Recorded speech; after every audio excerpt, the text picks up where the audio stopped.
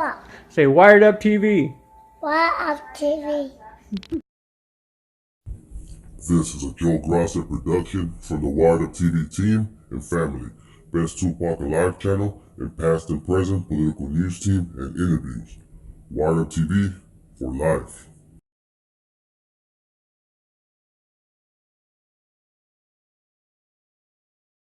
How's it going, my people? This is your boy Wired Up, and welcome to another episode of Wired Up TV. Hope you guys got your hands on the steering wheel and are keeping your eyes on the road, taking care of everything you guys got to take care of, family first. With that being said, I want to start the show, the episode. We're giving a big shout out to the homie Joe Gracia for all this information he's giving me, and big shout out to everybody else on the Wired Up TV team and family, Todd Whithour, Rosemary Sermano, Jose Salcido, Picasso Tupacaso, everybody, man, everybody, you know what I'm saying? Big shout out. But I want to see this right here real quick, y'all. This is Tupac fact, in case you guys did not know this, but Orlando Anderson actually was in the studio with Biggie and Puffy after the September 7th, 1996 deal. And this is a big deal for those that believe the Great Cajun Theory. Big deal for those, and it's just Tupac facts, period, for any theorist, for whoever believes what, whether he's alive, whether he got shot, whether this person did it, that person, whether the aliens did it, whatever. Tupac fact is actually happened. Now let me start reading it. Bizzy Bone says Orlando Anderson was in studios with Biggie, Puffy after Tupac died. Now it continues. The Breakfast Club is known for their controversial interviews, and their latest interview with Bizzy Bone lives up to the hype. Bizzy Bone retells the time Bone Thugs worked with Biggie and how Orlando Anderson was in the studio as Orlando Anderson was in the studio as well. The same Orlando Anderson who allegedly was responsible for Tupac's death. For those who may not know, Anderson went by the street name Baby Lane and is known for being a prime suspect in the killing of Tupac Shakur. Now,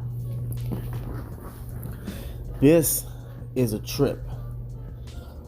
I don't like to wish stuff about nobody or say bad things, but if this is true, which Bizzy Bone's not the only person that said, Biggie kicked it in Southside Hood or kicked it with, Baby Lane and stuff like that. He's not the only one that's ever said that. Do your research, all right? There's even kids now that live in the Southside Crip Hood neighborhood that remember seeing Biggie strolling by the hood. Okay? If this is true, which I believe it is, then Biggie got what he had coming for him, man.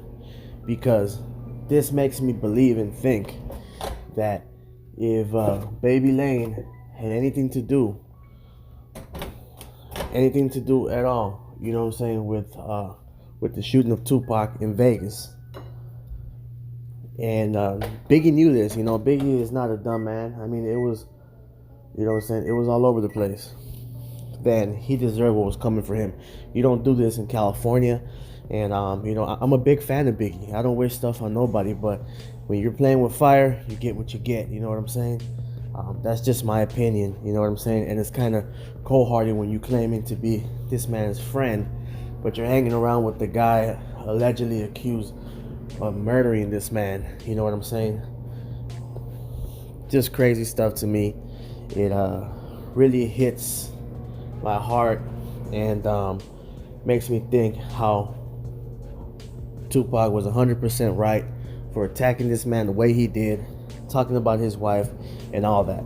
I don't have no sympathy for people that do, little things like he does. And now with this stuff, you can understand more of why Pac was saying the things he was saying about the Quad Studio incident as well. It's just crazy, man. Crazy. Now, the article continues. I mean, the article just doesn't end right here, okay? The article continues. And it's just shocking to me, man. You know what I'm saying? I think Pac was right on attacking him the way he did, man. Even at Quad Studios, I don't think he was wrong. I think he was right, okay? But that's just my opinion on that one. Now let's continue. Although he is forever linked to the Vegas shooting, Orlando has publicly denied the allegations. The Orlando Anderson interview from 1997 was analyzed on A&E Who Killed Tupac. During this particular episode, a behavioral expert gives her thoughts on the interview after studying it. Bone Thugs and Harmony would go on to record Notorious Thugs with Biggie Smalls. When reflecting on how it all went down, Bizzy makes a shocking claim on The Breakfast Club. Well, I think Big was like, we love Pac so much that we wasn't going to be on his vibe. Prior to recording with Biggie, Bone Thugs had recorded a song with Tupac titled Thug Love. Crazy part about it is we in the studio. Okay, well, that's weird. You know what I mean? I mean, take it how you guys want to. You know what I'm saying? The way I'm taking it, you know, Bone Thugs is not in the wrong, in my opinion. Okay? Because I believe Bone Thugs wasn't part or wasn't rolling with Pac like that. You know, if Bone Thugs was in the studio with Pac, dissing Biggie, then they go do a record with Biggie after Pac disappears, or for those that believe he died, then it's different, okay? I don't know if that happened or not. I never heard Pac speak on that. But from what the evidence we got now is that Bone was just making music. So I don't believe Bone has anything wrong. I don't believe Bone Thugs and Harmony did anything wrong. But Biggie did. Okay? 100% on my book. Okay? And like I said prior, I have no sympathy anymore for what Pac did to this man. Talking about his wife, whether it's true or not, I believe it happened. You know, attacking this man, calling him fat on every record, dissing him. I don't believe Pac was wrong on that now, because you're kicking it with the man that allegedly, and I'm pretty sure Biggie believed this too, you know, because the streets talk. You know, I don't think Biggie was a dumb man, but you're kicking it with the man that allegedly blasted him. The person you're saying you got love for, your homie, okay? And you still putting out record, and then he still put out that record that dissed him. He knew his record said all this stuff. He knew it, and he still put it out. He went to Cali laughing like it's something to laugh at, and did all this stuff. Biggie got what was coming to him. I don't like to wish bad on nobody, or be like, hey, I wish this and that happens to you. But Biggie got what he had coming to him. I know a lot of you guys agree with me. I know a lot of you guys don't agree with me. But the fact of the matter is that Biggie was wrong. Alright? In the streets, you don't do that. Okay? You're recording a song with this man. Then you're claiming you love Pac, or you had love for Pac. I don't think Biggie ever had any love for Pac. Ever. I think they were close acquaintances. He was in awe by him because of the fame. He wanted to be where Pac was. I believe he was basically trying to use Pac, trying to come up on Pac. And Pac saw this, because a true homie, when you in jail, puts it down for you on the records. I never heard Biggie say none of, hey, keep your head up, Pac. You know what I'm saying? Get out soon, or free Pac. Never. You're claiming to be this man's homie, dude. Right? Why aren't you speaking up? You claiming to be a gangster. Now they use the excuses, well, you know, they had him under extortion and this and this and this and that. They wouldn't let him speak. Bad Boy, Puffy, they wouldn't let him talk. Whatever the case may be. But you're claiming to be the king of New York. You're claiming to be the Black Frank White, big bad gangster. You're really telling me that they're gonna control you like this? People are controlling you, Biggie, now? You know what I'm saying? I mean, is that what's popping? Because somebody that claims they're the king of New York or a gangster don't get controlled by nobody. And y'all know what I'm talking about. You know, y'all street dudes know exactly what I'm talking about. You claim to be a gangster, but then again, you can't say what you want to say. That ain't a gangster. That ain't a thug. That's a follower in my book. And I'm pretty sure a lot of you guys will agree with me. This is spectacular to me.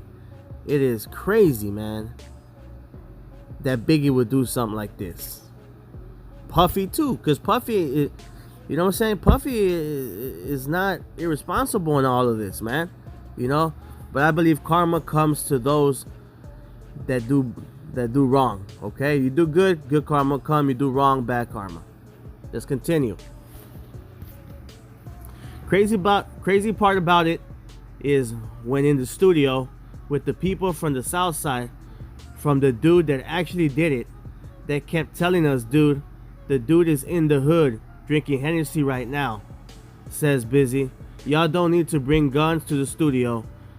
Not of that. And be self-conscious. It ain't no conspiracy. The dude is getting drunk right now. He's doing what you doing. You smoking weed. You drinking. Same thing he doing.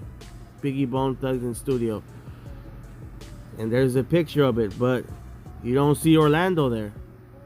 Orlando, these guys, you know, Puffy was smart. He never took pictures with that man. You know what I'm saying? That dude that Bizzy Bone is referring to is shockingly Orlando Anderson. When asked by Charlemagne which dude, Bizzy replied with, I believe it was Orlando that the gentleman was talking about. Rest in peace to Big man, one of Eazy-E's security, because you know Eazy was from Southside as well, which is not true. Eazy was from Kelly Park Crip, so don't get it twisted, guys. He wasn't from Southside. He was from Kelly Park Crip. Bone Thugs and Harmony is actually from Cleveland or something, so they don't really know what you're talking about. So they stuck around after Eazy died, you know, and kept an eye out on us. Biggie, Puffy involved in Tupac's death. Not only had Orlando been the number one suspect in the Tupac Vegas shooting, but Puffy and Biggie had been accused of being involved as well. Having Orlando Anderson in studio after Tupac's passing raises a lot of questions. Detective Greg Kading, who investigated the murders of Tupac and Biggie, came to the conclusion that Sean Puff Daddy Combs put $1 million hit on both Tupac Shakur and Suge Knight. Kading claims the music module had close gang ties in LA and hired Crip members Dwayne Keefy D. Davis to carry out the hit. Keefy D is Orlando Anderson's uncle. Tupac's work ethic. Aside from reflecting on working with Biggie, Bizzy also speaks on working with Tupac and what he learned from him. He taught me work ethic. What he taught me, I brought into the Biggie. What he taught me, I brought into the Biggie song. Like, get in there and get out. Okay? With all that Tupac was facing in his fast, troubled life, Bizzy felt Pac had to be careful. He could express those concerns to Tupac. I felt something bad, so I said, hey yo, if you ever need somewhere to hide, I got you, explains Bizzy. I just felt like something was gonna happen to him. His energy, he had that energy about him. He walked into a room like it's gonna be gunfire. He was very, very, very, and this is where the interview basically cuts off. But you know, they kept speaking proper about Tupac. And you know, man, I just wanted to put a little clip about what they were saying about Pac, because even though this is a Pac channel per se, you know, it's mainly based on Tupac. Today's video is not. Well, yes, it is. But it's mainly about Orlando Anderson and Biggie and stuff like that. For you guys that don't know, there's a YouTube channel called Street TV. Okay? And what this channel does is basically there's a guy on there named Alec Alonso, which I believe is the owner of it. And he goes around interviewing, you know, people in the hood, you know, ex-gang members or current gang members. You know, it's a very interesting channel. I love it. I watch it all the time. You guys should watch it. But there's an interview on there that you guys need to check out. Okay, he interviews two twins. I think they're twins from the Southside Compton Crips. And they admit that when they were younger, about 8 or 9, that they remember seeing Biggie in the Southside Crip hood on Burris Avenue, which Burris Avenue is where Keefe D. Davis is from and Orlando Anderson. They were the Burris Avenue crew. Do y'all homework. Street TV. He interviews the Southside Crips, and they admittedly admit that Biggie used to stomp the neighborhood. That goes to show you the respect he really had for Pac. Okay? To me, in gang culture, Biggie's guilty by association. You see Biggie smoke the dude. Straight up. But that's just my opinion. You don't have to take it as gospel. That's just my opinion. You guys need to make up your own opinions. And I want to know what you guys think. Write it down in the comments or send it to wireduptv4you@gmail.com. And by the way, if you want to be part of the show, you can go there too. Keep your heads up and always stay wired up. Talk to you guys soon. In the words of Smokey, peace out.